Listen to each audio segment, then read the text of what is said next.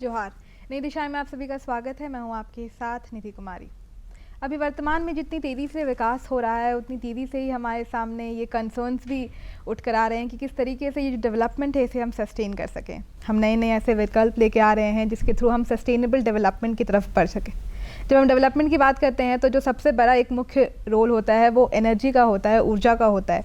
लेकिन अभी हमारे पास ऊर्जा के जो मुख्य सोर्सेज हैं उसके साथ ये एक चुनौती है कि कहीं ना कहीं ये हम इसे रीन्यू नहीं कर सकते हैं और इसे बनने में काफ़ी मिलियंस ऑफ ईयर्स लग जाते हैं। इसीलिए कई ऐसे नए हम ऑल्टरनेटिव्स ढूंढ के ला रहे हैं ऐसे एनर्जी के जो कि सस्टेन भी कर सके, जिसे हम रीन्यू भी कर सकें और साथ ही ग्रीन और क्लीन एनर्जी की तरफ भी हम बढ़ सकें।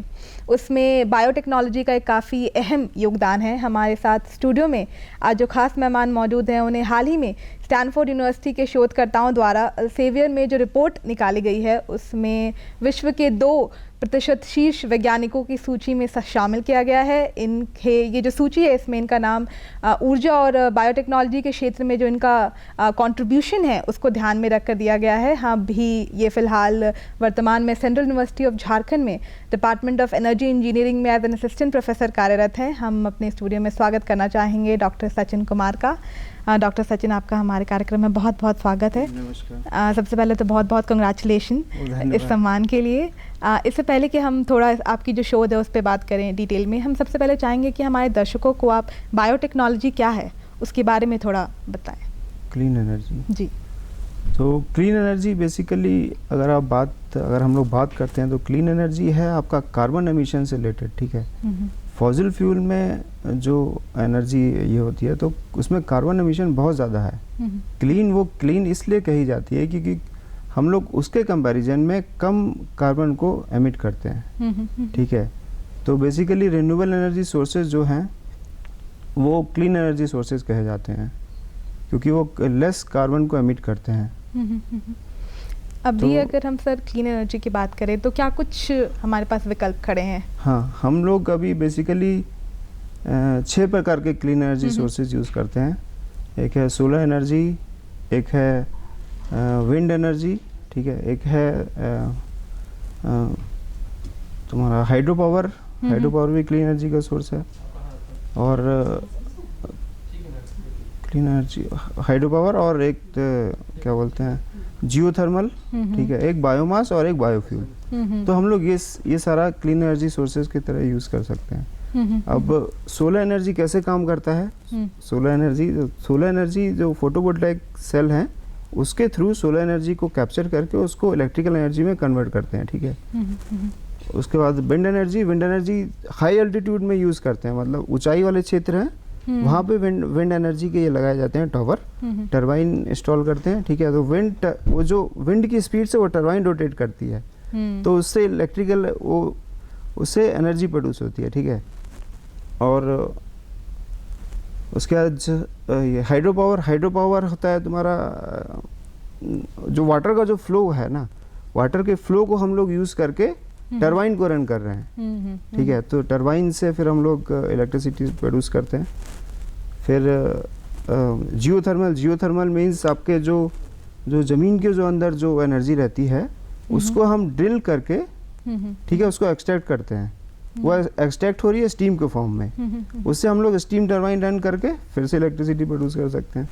और एक हो गया बायोमास में आपका बायोमास से या तो आप डायरेक्ट कम्बशन के थ्रू करिए, उससे डायरेक्ट कम्बशन करके उससे तुम्हारा आपका जो प्रोड्यूस हुआ है स्टीम में कन्वर्ट करके उसको हम लोग फिर टरबाइन में यूज़ करके, या तो बायोमास को हम लोग कन्वर्ट कर सकते हैं लिक्विड में, बायोफ्यूल में, ठीक है, चाहे वो बायोडीजल हो या इथेनॉल प्रोडक्शन हो, और फिर हम उसको फॉसिल फ्यूल का सब्स्टिट्यूट की तरह यूज़ कर सकते हैं। जैसे सर तो ये सारी जो है ना क्लीन एनर्जी इसलिए कहा जाता है क्योंकि ये उसके कंपैरिजन में, फॉसिल फ्यूल के कंपैरिजन में कम कार्बन एमिट करते हैं। तो जैसे सर आपने कहा कि जैसे सोलर एनर्जी हो गया तो आप सूर्य का इस्तेमाल हो रहा है, विंड एनर्जी में हुआ। अगर हम बायो एनर्जी की बात करें, बायोमास जो है उसमें क्या कुछ ऐसे पदार्थ हैं जिसका इस्तेमाल होता है, किससे ये एनर्जी जो है कैसे जनरेट होती है? देखिए उसका 2 प्रोसेस है, ठीक है। या तो हम बायोमास को कन्वर्ट कर लें बायोकेमिकल के थ्रू, या एक है थर्मोकेमिकल के थ्रू। तो बायोकेमिकल प्रोसेस है जिसमें हम लोग कुछ बैक्टीरिया वायरस को यूज़ करके उसको बायोमास को ये करते हैं, ठीक है, डाइजेशन से फिर उसके बाद वो गैस में कन्वर्ट हो जाता है। और एक है थर्मोकेमिकल, जिसमें हम लोग हीट का यूज़ करते हैं। किसी भी मटेरियल को अगर आप इन एब्सेंस ऑफ हीट अगर हम बायोमास को हीट करते हैं, ठीक है, तो वो तीन पार्ट्स में कन्वर्ट हो जाता है, मतलब सॉलिड, लिक्विड और गैसेस में। तो हर एक उसमें से हर एक इसका हर एक जो प्रोडक्ट बना, 3 प्रोडक्ट बने, उसमें हर एक प्रोडक्ट का एक अलग एप्लीकेशन है। जैसे जो लिक्विड प्रोडक्ट बना उसको हम लोग बायोडीजल और बायोफ्यूल की तरह हम लोग इसमें आईसी इंजन में यूज़ कर सकते हैं, ठीक है। अगर सर अभी जैसे हम बात करें किस तरीके से जो क्लीन एनर्जी है, इससे कार्बन एमिशन जो है वो कम जनरेट होता है, ये तो खैर इसके पॉजिटिव साइड्स हो गए, लेकिन क्या ये जो क्लीन एनर्जी है या ग्रीन एनर्जी की हम बात कर रहे हैं, इसके कुछ डाउन साइड्स भी हैं? डाउन साइड्स इसका है कि देखिए, अगर आप सोलर एनर्जी का एग्जांपल लीजिए, ठीक है। सोलर एनर्जी में सबसे ज़्यादा रिक्वायरमेंट है स्पेस का, कि आपको सोलर पैनल इंस्टॉल करने के लिए स्पेस चाहिए। तो अगर आप लार्ज स्केल पे कर रहे हैं तो आपको लार्ज एरिया की ज़रूरत पड़ेगी, बिल्कुल, वो इसका डिसएडवांटेज है, ठीक है। ऐसा ही विंड एनर्जी का भी डिसएडवांटेज है, बायोफ्यूल का भी डिसएडवांटेज है, क्योंकि उसमें कार्बन होता है लेकिन ग्रीन हाउस गैसेस एमिशन ज़्यादा होता है, अच्छा, ठीक है, वो उसका डिसएडवांटेज है। नाइट्रोजन कंटेंट ज़्यादा रहता है बायोमास में, इसलिए उसमें NOx एमिशन ज़्यादा रहता है। सर अगर हम फ़िलहाल आपके जो शोध जो आपके रिसर्च पेपर्स है उस पर हम बात करें, तो उसमें स्पेशली आप जो अपशिष्ट पदार्थ है, प्लास्टिक्स जो हो गए या फिर जो बायो मैटर्स है, उसके थ्रू आप एक ऑल्टरनेटिव पर काम कर रहे हैं। हम चाहेंगे कि थोड़ा हमारे दर्शकों को भी आप विस्तार में इसके बारे में बताएं।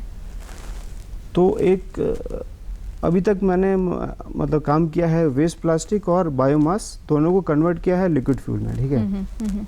तो वेस्ट प्लास्टिक में अभी मेरा एक रिसेंटली PhD अवार्ड हुआ है मेरे अंडर में एक स्टूडेंट का। तो उसने वेस्ट प्लास्टिक में मतलब जैसे आपके आज जो कंप्यूटर का जो ये पेरिफेरल्स जो यूज़ होते हैं, उस प्लास्टिक को मतलब कन्वर्ट किया था।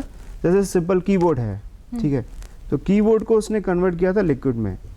तो उसमें हम जब सिंपल अगर हम एक प्रोसेस जैसे थर्मल में मतलब इन एब्सेंस ऑफ एयर उसको हीट करके कीबोर्ड को जब हीट किया तो वो कन्वर्ट हो गया। तो उसमें हमारा जो परसेंटेज आया लिक्विड का वो था 52%। तो उसके बाद फिर हमने उसमें कैटलिस्ट यूज़ किया उस प्रोसेस में, मतलब रिएक्टर में कैटलिस्ट यूज़ किया। कैटलिस्ट भी हम लोगों ने बहुत लो कॉस्ट कैटलिस्ट, जैसे जो फ्लाई ऐश होता है जो पावर प्लांट्स में जो ऐश निकलता है, उसको हमने यूज़ किया। तो उससे हमारी एफिशिएंसी बढ़ गई। अच्छा, वहाँ हमको मिला फिर यील्ड 74% तक लिक्विड यील्ड मिला, ठीक है। वो भी पेपर हमारा बहुत अच्छे जर्नल ऑफ एनर्जी इंस्टीट्यूट में पब्लिश हुआ है। और बायोमास में भी हम लोगों ने अब लोकली अवेलेबल बायोमास को सेलेक्ट किया जो झारखंड में बहुत ज़्यादा अवेलेबल है। तो अभी एक स्टूडेंट उसमें काम किया था, एक आर्जीमोना मैक्सिकोना सीड है जिसको यहाँ पे बोलते हैं कटेली का फूल बोलते हैं, और मस्टर्ड की तरह दिखता है, वो मस्टर्ड सीड की तरह, ठीक है। तो वेस्ट है, उसका कोई यूज़ नहीं है। हालांकि लोग उसको यूज़ करते हैं मस्टर्ड ऑयल में अल्ट्रेशन के लिए यूज़ करते हैं। तो उसको हम लोगों ने यूज़ किया कि वेस्ट मटेरियल था, उसका कोई एप्लीकेशन है, वैसे उसका मेडिसिनल एप्लीकेशन है उस सीड का।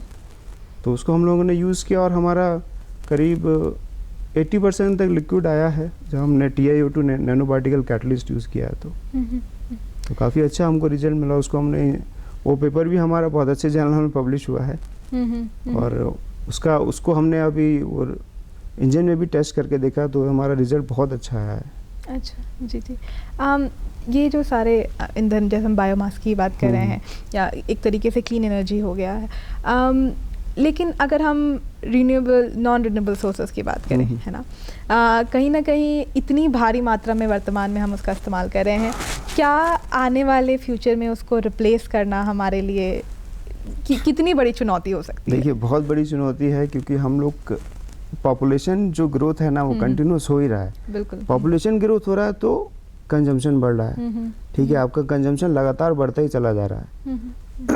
अब कम्प्लीटली अगले कुछ सालों में कम्प्लीटली रिप्लेसमेंट तो नहीं कर सकते हैं, लेकिन हाँ 60-70% तक हम लोग रिन्यूएबल पे जा सकते हैं। 2050 तक 60-70% तक रिन्यूएबल पे जा सकते हैं। क्योंकि ये सारा जो भी आपका फॉसिल फ्यूल है, चाहे वो क्रूड ऑयल हो गया, चाहे नेचुरल गैस हो गया, कोल हो गया, ये आपके 50 to 100 ईयर्स तक में काफ़ी ज़्यादा डिप्लीट हो जाएंगे। बिल्कुल बिल्कुल। हाँ, डिप्लीट हो जाएंगे और क्योंकि इसके हाँ, क्योंकि कंजम्पशन भी लगातार हम लोग का बढ़ रहा है। अगर आप कंजम्पशन को आप पॉपुलेशन से रिलेट करिए, पॉपुलेशन तो 8 बिलियन हम लोग की हो ही गई है अभी रिसेंटली, ठीक है, तो कंजम्पशन तो बढ़ ही रहा है। ज़्यादा आदमी कंजम्पशन बढ़ेगा, उस हिसाब से हमारा ये बढ़ेगा। लेकिन इसको अप्लाई करने की जब बात आ रही है कि किस तरीके से ज़्यादा से ज़्यादा क्लीन और ग्रीन एनर्जी को हम लाइफस्टाइल में लोगों को शामिल करें, है ना, इसको ज़्यादा से ज़्यादा अप्लाई कर सकें, देखिए यहाँ पे क्या चुनौती एक है? ये एक बहुत बड़ी चुनौती है, क्योंकि लोग ना अवेयर नहीं है उस चीज़ से। लोग अभी भी अडॉप्ट नहीं करना चाहते हैं। बोलते हैं कि सोलर पैनल लगवा लीजिए घर पे, तो उनको अभी भी डाउट है कि सरकार का यहाँ पे बहुत इंपॉर्टेंट रोल है। सरकार को समझाना है कि भाई सोलर का अलग एप्लीकेशन, हम आपको सब्सिडी दे रहे हैं, आप चाहें तो बिजली हमको वापस सेल कर सकते हैं अपनी नीड्स के अलावा, मतलब हमारी नीड जो पूरी होगी उसके अलावा आपके पास सरप्लस बिजली बचा तो आप सरकार को दे भी सकते हैं। इस टाइप की कुछ स्कीम्स हैं ऑलरेडी एग्जिस्ट भी करती हैं, लेकिन सरकार को जनता से पूरा ये करना है, उनको अवेयर करना है कि इस टाइप से आप लोग यूज़ करिए जितने ज़्यादा से ज़्यादा हो सके रिन्यूएबल एनर्जी सोर्सेज को। सर, अगर हम अपने राज्य की बात करें, अगर झारखंड की बात करें, तो यहाँ पे फ़िलहाल कौन से ऐसे रिन्यूएबल सोर्सेज हैं जिसका इस्तेमाल, ये एज एन एनर्जी सोर्स है जिसका इस्तेमाल होना शुरू हो गया है या जिसको लाया जा रहा है प्रोडक्शन में? देखिए, झारखंड रिच है बहुत ज़्यादा सोलर में भी, हाँ, और बायोमास में भी। बायोमास तो है ही, जंगल है सारा, तो लेकिन सोलर में भी झारखंड में अगर आप नॉर्थन स्टेट से कंपेयर करें तो सन जो है ना, एक तो अल्टीट्यूड भी मैटर करता है, ठीक है, तो हम लोग ऊंचाई पे हैं तो सोलर रेडिएशन काफ़ी अच्छा मिलता है झारखंड में, तो सोलर में भी रिच है और बायोमास है ज़्यादा, तो इस फील्ड में हम लोग ज़्यादा आगे जा सकते हैं, सोलर और बायोमास। बाकी का विंड एनर्जी तो ज़्यादा है नहीं, और जियोथर्मल और इसमें ज़्यादा कुछ काम हुआ नहीं है झारखंड में। हाइड्रो पावर है, हाइड्रो पावर प्लांट हैं आसपास में कुछ, लेकिन हम लोग को क्लीन एनर्जी में जाना है तो सोलर पे और बायोमास पे ही ज़्यादा कंसंट्रेट करना है झारखंड को। बिल्कुल। और अगर हम यही थोड़ा सा इसको ब्रॉड पर्सपेक्टिव में देखें, तो इंडिया में अगर हम पूरे अपने देश में देखें तो फिलहाल कौन सा ऐसा क्लीन एनर्जी जिसका स्कोप भविष्य में सबसे ज़्यादा होगा? ये देखिए, ये अलग अलग चीज़ें हैं, ठीक है, अभी भी ये बहुत ही लोग बोलते हैं, कुछ जो सोलर के लोग बोलते हैं कि सोलर ही ज़्यादा होगा, बायो के लोग बोलते हैं बायोमास ही ज़्यादा होगा, लेकिन मुझे लगता है कि हर एक का एक परसेंटेज डिसाइडेड है। जैसे मैं ग्लोबल सिनारियो में रिसेंटली मैं ग्लोबल सिनारियो देख रहा था, तो अभी टोटल रिन्यूएबल एनर्जी प्रोडक्शन में अभी 13% शेयर बायोमास का है और सोलर का 7% है। बायोमास अभी भी बहुत ज़्यादा है, मतलब फॉसिल फ्यूल और इसके अलावा 50% 60% फॉसिल फ्यूल है। लेकिन अगर इंडिया में कही जाए तो सारी चीज़ें पैरेलल ही चलेंगी। आपको सोलर भी चाहिए, बायोमास भी चाहिए, बायोफ्यूल भी चाहिए, आपको विंड एनर्जी भी चाहिए, जियोग्राफिकल लोकेशन के हिसाब से आपको इंस्टॉल करना है। मैंने तो जैसे हम लोग स्टडी टूर पे बच्चों को ले जाते हैं तो हम लोग national institute of wind energy Chennai गए थे, तो चेन्नई के आगे वाला जो पार्ट है, चेन्नई से कन्याकुमारी तक पूरा विंड एनर्जी फार्म्स हैं। उन्होंने सारा विंड एनर्जी के लिए लगाया हुआ है पूरा, और वो इंडिया का सबसे लार्जेस्ट है। वहाँ लोकेशन है, वो जोग्राफी, वहाँ विंड की स्पीड हमेशा ज़्यादा रहती है, इसलिए वो वहाँ इंस्टॉल किया गया है। बिल्कुल, तो एक लोकेशन में एक बहुत बड़ा फैक्टर हो जाता है आपके पास कि किस तरीके से, और जैसा आपने स्टार्टिंग में कहा कि ये जो सोर्सेज है ना, इनको स्पेस की ज़रूरत होती है, बिल्कुल, फिर चाहे आप सोलर एनर्जी हो जाए या फिर हाइड्रो पावर हो जाए। अगर हम वापस से अगर हम बायोमास की बात करें तो अभी फ़िलहाल हमारे देश में भी इस बारे में बात हो रहा है कि किस तरीके से डीजल जो है या फिर पेट्रोल है, इसमें हम बायो डीजल जो है उसको इंक्लूड करें, किस तरीके से ये एक रिप्लेसमेंट बन सकता है? रिप्लेसमेंट सरकार देखिए इस 2030 तक मैंडेट दे चुकी है कि हमको 20% तक ब्लेंड करना ही है इथेनॉल। इसीलिए आज जितनी पॉलिसी बन रही है इसकी इथेनॉल प्रोडक्शन के लिए बहुत ज़्यादा बन रही है। अभी तो मैं झारखंड में देख रहा था कि 3% तक ये लोग इथेनॉल प्रोडक्शन का जो प्लांट है उसको सब्सिडी देंगे, ठीक है। तो इथेनॉल प्रोडक्शन अभी आने वाले समय में इथेनॉल के साथ ब्लेंड करके ब्राज़ील वगैरह में तो बहुत साल पहले से चल रहा है ये। तो इसको इथेनॉल इंडिया में 2030 तक मैंडेटरी है कि आपको पेट्रोल के साथ इथेनॉल को मिक्स करना है 20%, और 20% तक इंजन पे भी ज़्यादा इफेक्ट नहीं पड़ता है। इंजन भी आपका वैसे ही रन करता है जैसे फॉसिल फ्यूल के साथ कर रहा है वो। क्लीन एनर्जी पे जैसा आपने कहा कि अभी सरकार भी ला रही है काफ़ी कुछ पॉलिसीज़ है, लेकिन अगर इसको अब रिप्लेस भी नहीं, लेकिन ज़्यादा से ज़्यादा अगर आप फ्यूचर को ध्यान में रख कर चल रहे हैं तो उस हिसाब से अवेयरनेस पे फ़िलहाल लोगों में नहीं है। इसका एक ये भी, लेकिन अगर मान लीजिए हम खासकर नॉन रिन्यूएबल रिसोर्सेज की बात करते हैं तो लिमिटेड तो है ही, उसके साथ साथ इन्वायरमेंट पे इसका जो लॉन्ग टर्म इम्पैक्ट है वो भी उतना पॉजिटिव नहीं है। कहीं ना कहीं इन्वायरमेंट पे भी काफ़ी ये हार्मफुल इफ़ेक्ट्स इसके हो रहे हैं। क्या कुछ अगर हम देखें शुरुआत से ही देखें तो किस तरीके से ये जो सोर्सेज ऑफ एनर्जी हैं, क्या कुछ इसका एक डिसएडवांटेज रहा है हम पर, और इसको रिप्लेस करना खैर क्यों ज़रूरी हो गया? रिप्लेस करना ज़रूरी है, लेकिन अभी भी ये फुल्ली ये नहीं कर सकते हैं, ठीक है। लेकिन लोगों को अवेयर करना है कि इसके एडवांटेजेस को बताना है लोगों को कि इसके एडवांटेज क्या हैं, ठीक है। आप सिंपल सा किसी डेली नीड्स की जो किसी भी आदमी का डेली नीड का लाइफ स्टाइल देख लीजिए। अगर आप उसको अपने लाइफ स्टाइल में शामिल कर लेंगे, जैसे तो काफ़ी हद तक लोगों को ये हो सकता है। जैसे आप मतलब सिंपल ब्रश भी कर रहे हैं तो ब्रश करने का भी एक आप देखिए, उसमें भी आपका एनर्जी कंज्यूम है। कैसे कंज्यूम है? ब्रश जो मैन्युफैक्चरिंग होती है वो भी तो पूरा प्रोसेस है ना, उसमें भी तो आपका एनर्जी ये है ना। अगर ब्रशिंग का भी एक कुछ ऐसा मेथड यूज़ कर लिया जाए जिससे आपका वो जो प्लांट है जो एनर्जी यूज़ कर रहा है तो नहीं करेगा, और आप एक नेचुरल रिसोर्स कुछ नेचुरल तरीके से ब्रश भी कर पाएंगे। सिंपल है, लोगों को अडॉप्ट करना है उस चीज़ को। बिल्कुल। लोगों को अपने डेली लाइफ में अडॉप्ट करना है। बिल्कुल बिल्कुल कि यहाँ हम एनर्जी कंजम इस बाय दिस मेथड, मतलब इस मेथड के थ्रू ही हम लोग एनर्जी कंजम्पशन को कम कर सकते हैं।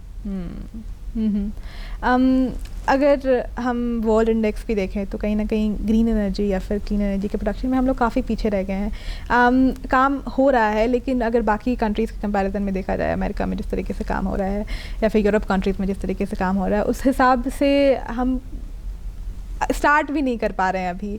नहीं, हम लोग हैं, लेकिन हमारी गवर्नमेंट काफ़ी इस चीज़ पे आजकल कंसंट्रेट की हुई है। और सोलर का तो बहुत बड़ा एक प्रोजेक्ट है कि 20 गीगावाट तक तो हम लोग को अचीव करना है हर हाल में। ये जो सर इन्होंने एक जो हम लेके भी चल रहे हैं, खासकर एक गोल की 2030 में हम ज़्यादा से ज़्यादा इसको इम्प्लीमेंट कर पाएंगे, और वो भी तब जब हम खुद इस बारे में चर्चा करें कि किस तरीके से हमारी कंट्री है बहुत रिच। झारखंड की हम बात करें कि बायोमास में भी काफ़ी रिच है, और सोलर एनर्जी के भी जो सोर्सेज की हमें ज़रूरत है उस हिसाब से काफ़ी रिच है, लेकिन इसको पूरी तरीके से अप्लाई करने में क्या कुछ चुनौती हो सकती है हमारे लिए? देखिए, आजकल क्या है ना, लोगों को ये अवेयर करना है सरकार को कि इसको आप बिजनेस मॉडल की तरह भी यूज़ कर सकते हैं। जैसे आप सिंपल सा है, आप इथेनॉल प्रोडक्शन के लिए आप ये लगा सकते हैं, प्लांट लगा सकते हैं। इथेनॉल में थोड़ा सा ये है, आप नहीं तो आप सिंपल किसी भी बायोमास से आप उसको बायोडीजल में कन्वर्ट करने के लिए लार्ज स्केल पे प्लांट लगा सकते हैं, क्योंकि बायोडीजल आपका डीजल के साथ मिक्स करके इंजन में यूज़ कर सकते हैं, ठीक है। तो इस सरकार का ये है कि आप उनको कैसे लोगों के पास पहुंचते हैं कि उसको बिजनेस मॉडल की तरह डेवलप किया जाए। यहीं रांची में ही आसपास एक मेरे ख्याल से है जो कि सप्लाई कर रहे हैं, एक गांव में सप्लाई कर रहे हैं माइक्रो एल्गी का बायोडीजल बना के। अच्छा। और उसको वो लोग ये भी कर रहे हैं, यूज़ भी कर रहे हैं। सर, जैसे आपने अभी बताया बायोमास में कि किस तरह, एक आपने बायो एल्गी के बारे में बताया, उसके अलावा भी अगर हम बायोमास में देखें तो क्या कुछ ऐसे प्रोडक्ट्स हैं जिसके इस्तेमाल करके आप बायोडीजल बना सकते हैं? हाँ, जैसे हम लोग का जो मेन रिसर्च है वो है ऑयल सीड और D-oiled cake. D oiled cake होता है जब ऑयल सीड से जब हम लोग ऑयल एक्सट्रैक्ट कर लें तो उसका जो रेसिड्यू जो बचा हुआ रह जाता है, उसको भी हम लोग कन्वर्ट कर सकते हैं बायोफ्यूल में, ठीक है। तो इसका जो ये है, मतलब हमारा जो रिसर्च एरिया है वो मेनली ऑयल सीड और डी ऑइल्ड केक को ही लेकर है। हालांकि एग्रीकल्चर रेसिड्यू जो आप पेड़ पत्ते जो पड़े हुए देखते हैं, जो गिरते हैं, उसको भी हम लोग यूज़ कर सकते हैं सिंपल बायोफ्यूल में, प्रोडक्शन में। लेकिन सर, क्या इसकी जो एफिशिएंसी है ये उतनी ही है जितनी अगर हम नॉन रिन्यूएबल सोर्सेज की बात करें? देखिए, बायोफ्यूल में क्या है ना, इसका ऑक्सीजन कंटेंट ज़्यादा रहता है, इसलिए इसकी एनर्जी डेंसिटी उसके कंपैरिजन में कम रहती है। ठीक है, क्योंकि वो फॉसिल फ्यूल है, उसमें ऑक्सीजन कंटेंट नहीं रहता है, इसलिए उसकी जो कैलोरी वैल्यू है, एनर्जी डेंसिटी बोल सकते हैं, वो उसमें ज़्यादा रहती है, इसमें कम रहती है, इसलिए ये इतना एफिशिएंट नहीं है। इसीलिए वो एफिशिएंट टेक्नोलॉजी जो हम लोग कर रहे हैं वो एग्जिस्टिंग टेक्नोलॉजी को कन्वर्ट करना है आपको एफिशिएंट टेक्नोलॉजीज़ में। चाहे आप सिस्टम मॉडिफिकेशन करें, आप प्रोसेस में चेंज करें, ठीक है, आप इक्विपमेंट्स ऐसे करें, आप इक्विपमेंट्स में भी मॉडिफिकेशन कर सकते हैं। सर, बायोमास की अगर हम फ्यूचर भी स्कोप की बात करें तो किस तरीके से इसका जो दायरा है ये भविष्य में और बढ़ सकता है? बढ़ेगा ही और सरकार के ऊपर है कि कैसे वो पॉलिसीज़ को इम्प्लीमेंट करना चाहते हैं, ठीक है। लेकिन बायोमास का बहुत ज़्यादा स्कोप है, क्योंकि आप इसको कन्वर्ट करना ही नहीं है, आप इसको डायरेक्ट कंबशन में भी यूज़ कर सकते हैं। हालांकि ग्रीन हाउस गैसेस एमिशन ज़्यादा होगा, लेकिन बायोमास में जैसे कुछ भी वेस्ट पड़ा हुआ एग्रीकल्चर रेसिड्यू, तो आप उसको पैलेट्स बना के आप उसको जैसे जो कुक स्टोव होता है, चूल्हा वगैरह में यूज़ कर सकते हैं कोल की जगह। अभी जैसे हाल ही में सर रिसेंट सरकार ने भी अपने पॉलिसी के थ्रू ये कहा है कि किस तरीके से जो कुकिंग ऑयल्स भी हैं उस पर भी चर्चा हो रही है कि हमें कितनी बार कहा जाता है कि उसको रीयूज़ नहीं करना है ना, उसकी ट्रांसफर बढ़ता चला जाता है, और उसको भी वो लोग कहीं ना कहीं कोशिश कर रहे हैं किस तरीके से जैसे ये निकला भी है कि वो आपसे वो जो आपकी कुकिंग ऑयल है वो ये ऑलरेडी यूज्ड कुकिंग ऑयल जो है वो सर्टेन प्राइस पे वो आपसे ले लेंगे और उसके बाद फिर उसको वो जो बायो एज अ फ्यूल के इस्तेमाल में लाएंगे। क्या किस तरीके से इसका एक पॉजिटिव इम्पैक्ट हो सकता है? वो जो वेस्ट कुकिंग ऑयल है वो तो वेस्ट है, आपने 2 बार यूज़ कर लिया, उसको फिर ज़्यादा यूज़ नहीं करना है, लेकिन उसको हम लोग ट्रांससर्टिफिकेशन के थ्रू कन्वर्ट कर सकते हैं बायोडीजल में, फिर उस बायोडीजल को यूज़ कर सकते हैं। इसलिए सरकार बोल रही है कि उसको हमको आप रिटर्न कर दीजिए, कुछ ले लिए, सब्सिडी वगैरह दे देंगे और वेस्ट कुकिंग ऑयल को ही हम लोग यूज़ कर सकते हैं बायोडीजल में। बस आपको एक ट्रांससर्टिफिकेशन प्रोसेस करना है। बिल्कुल। अगर अभी फ़िलहाल हम सस्टेनेबल डेवलपमेंट की ही बात कर रहे हैं और उसमें भी अगर हम UN द्वारा जो सस्टेनेबल डेवलपमेंट गोल्स को भी देखें तो उसमें भी गोल नंबर 7 एक हम लेके चल रहे हैं कि क्लीन और एफिशिएंट एनर्जी जो है उस पर हमें काम करना है, उसको हमें ज़्यादा से ज़्यादा अप्लाई करना है। कितना और ये 2030 का ही गोल है ना, तो हमारे पास उतना टाइम पीरियड भी नहीं है इसको अप्लाई करने के लिए, पर क्या एक तरीके से हमें लग रहा है कि 2030 तक इसको अप्लाई करना एक पॉसिबिलिटी है? देखिए, हम लोग हमेशा ही पॉलिसी कोई भी बनती है तो एक इसके साथ बनती है कि हम लोग कर लेंगे, मैक्सिमम चीज़ अचीव कर लेंगे। 100% तो आप नहीं कर सकते कभी भी। अब सस्टेनेबिलिटी की बात आती है तो सस्टेनेबिलिटी है कि आप इस जनरेशन की नीड को पूरा कर रहे हैं विदाउट कंप्रोमाइजिंग, मतलब जो नेक्स्ट जनरेशन की नीड है उसको कंप्रोमाइज़ नहीं कर रहे हैं, ये सस्टेनेबिलिटी है, ठीक है। आप इस जनरेशन की नीड पूरा कर रहे हैं विदाउट फ्यूचर जनरेशन को कंप्रोमाइज़ नहीं करके की नीड को कम, ठीक है। तो वहाँ तक अगर हम पहुँच रहे हैं, 100% तो नहीं पहुँच सकते हैं, धीरे धीरे करके ही पहुँचेंगे। बिल्कुल। लेकिन एक चीज़ बहुत यहाँ इम्पोर्टेंट, एक सबसे इम्पोर्टेंट फैक्टर है जनता की अवेयरनेस। लोगों को जागरूक होना है इस चीज़ के लिए। और अगर हम जैसे अवेयरनेस की बात कर रहे हैं तो जो दर्शक भी हमें देख रहे हैं उन्हें भी अगर हमें समझाना हो तो क्या कुछ बेसिक एक ऐसी मैसेज है जो इस हम डिस्कशन के थ्रू उनको भी दे सकते हैं, खासकर जब हम क्लीन एनर्जी की बात कर रहे हैं? देखिए, जनता को बस ये करना है कि उनको एनर्जी कंजम्पशन पे थोड़ा सा ध्यान देना है, क्योंकि एनर्जी कंजम्पशन जो है ना वो डे बाई डे बढ़ता ही चला जाएगा। बिल्कुल। और हमारे पास सोर्सेज है नहीं, कहाँ से हम लोग इतना पावर प्रोड्यूस करेंगे। और सर कंजम्पशन के साथ वेस्टेज भी काफ़ी ज़्यादा एनर्जी का है। बिल्कुल। जैसा कि हमने कहा कि बात क्योंकि कन्वर्सेशन है नहीं और हमें खुद भी रियलाइज़ नहीं होता कि यही तो है, खुद भी रियलाइज़ करने के लिए आपको प्रॉपर उसका एडवर्टाइजमेंट करना है कि लोगों को जागरूक करें कि एनर्जी कंजम्पशन को, जैसे एनर्जी आप फ्यूल कंजम्पशन को ही ले ली। अगर आप एक प्रॉपर एक सिटी में एक प्रॉपर ट्रांसपोर्टेशन सिस्टम बनाते हैं जहाँ एक आदमी 20 किलोमीटर एक आदमी एक गाड़ी लेके जाता है, वहीं 20 किलोमीटर उस कॉमन ट्रांसपोर्ट से पूरा 100 या 200 लोग जा सकते हैं। तो फ्यूल कंजम्पशन भी एक बहुत बड़ा इशू है। फ्यूल कंजम्पशन तो एनर्जी कंजम्पशन से रिलेटेड है, ठीक है। तो ये सरकार को उस टाइप की पॉलिसी लेके आना चाहिए कि जिसमें हम लोग ये कर सकें। ज़्यादा से ज़्यादा जो लोग हैं ये पब्लिक ट्रांसपोर्ट पे ध्यान दें। बिल्कुल बिल्कुल। सर क्लीन एनर्जी में अगर जैसे हम इन पर्टिकुलर सोलर एनर्जी की बात करें तो उसके साथ एक जो चीज़ करने में हम काफ़ी सक्सेसफुल रहे हैं कि हम उसको as a home to home हमने उसको पहुंचा दिया। सोलर पैनल एक ऐसा चीज़ है कि जो अब लोग अपने अपने घर में भी लगा ले रहे हैं। क्या बायोमास के साथ ऐसी कोई पॉसिबिलिटी है? बायोमास तो रूरल एरिया में तो बायोमास है, जैसे शहर में तो आपने लगा लिया है, मतलब इनकी अवेलेबिलिटी है। रूरल एरिया में आप एक सिंपल पैलेट मशीन आती है, बहुत ज़्यादा ये भी नहीं है। तो ये बायोमास तो हम लोग कुक स्टोव गाँव में तो यूज़ करते ही हैं ना, चूल्हा में। तो अगर उस कुक स्टोव की भी एफिशिएंसी बढ़ानी है तो वो जो बायोमास है उसको पैलेट बना के हम उसको कुक स्टोव में यूज़ करेंगे। रूरल एरिया में करते भी हैं लोग। बिल्कुल बिल्कुल। वो एक मेथड है। अभी जैसे कि फ़िलहाल ये जो आपको खैर सामान मिला है सर, कि काफ़ी मुझे ऐसा लगता है इस टाइम में कितना, क्योंकि प्लास्टिक वेस्ट भी हमारे लिए एक बहुत बड़ा कंसर्न है कि इनको जिस तरीके से सर कह रहे हैं ना कि रिन्यूएबल नॉन रिन्यूएबल जो सोर्सेज हैं उनको बनने में इतना टाइम लग जा रहा है, वही प्लास्टिक के साथ चुनौती है कि इसको ख़त्म होने में इतना टाइम लग जा रहा है। इसके साथ भी क्या फ्यूचर में कुछ और भी बायोमास में के क्षेत्र में आपके कुछ शोध है जिस पे आप काम करने की तैयारी कर रहे हैं? फ्यूचर हमारा अभी एक पेपर आया है जिसमें हमने बायोमास के मटेरियल को लेकर एनोडिक मटेरियल बनाया हमने बैटरी के लिए। अच्छा। पोटेशियम मतलब potassium ion, sodium ion battery. तो बायोमास को हम लोग यूज़ कर सकते हैं बैटरी मटेरियल में। अच्छा। इसका एनर्जी डेंसिटी बैटरी मटेरियल में मतलब बहुत अच्छा है। ठीक है, तो ये हमारा फ्यूचर रिसर्च है। और अभी हम लोग इसमें लिटरेचर कलेक्ट करके एक पेपर भी कर चुके हैं। अच्छा। हाँ, तो आने वाले समय में हम लोग बायोमास से एनर्जी मटेरियल प्रोड्यूस कर सकते हैं। कैसा है सर बायोमास का फ्यूचर?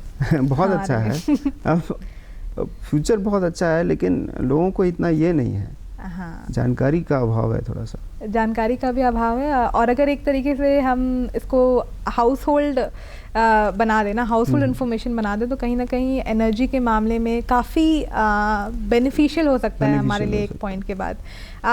अगर एक इनफैक्ट मिसाल, क्योंकि हम एनर्जी की बात करें, क्लीन और ग्रीन एनर्जी की बात करें, तो मैं चाहूँगी कि जाने से पहले हम अगर कुछ टिप पॉइंट्स दे सकें, क्योंकि पूरे टाइम हम बात करें कि अवेयरनेस जो है ना उतना है नहीं, हम वेस्टेज बहुत कर रहे हैं। हमारे दर्शकों को अगर कुछ 2-3 ऐसे पॉइंट्स हम दे सकें किस पे ध्यान देने की ज़रूरत है उन्हें?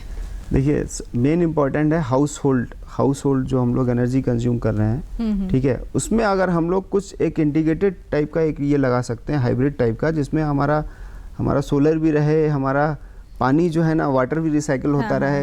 ये इस टाइप का एक हर एक बिल्डिंग के लिए अगर मैंडेटरी कर दिया जाए कि आपको इतने किलोवाट का सोलर पावर प्लांट छत पे रखना है, आपको वाटर रिसाइकलिंग के लिए भी करना है, ये एक इस टाइप का एक सिस्टम बनाए तो ज़्यादा अच्छा होगा ये। और इसके लिए लोगों को खुद से सोचना है।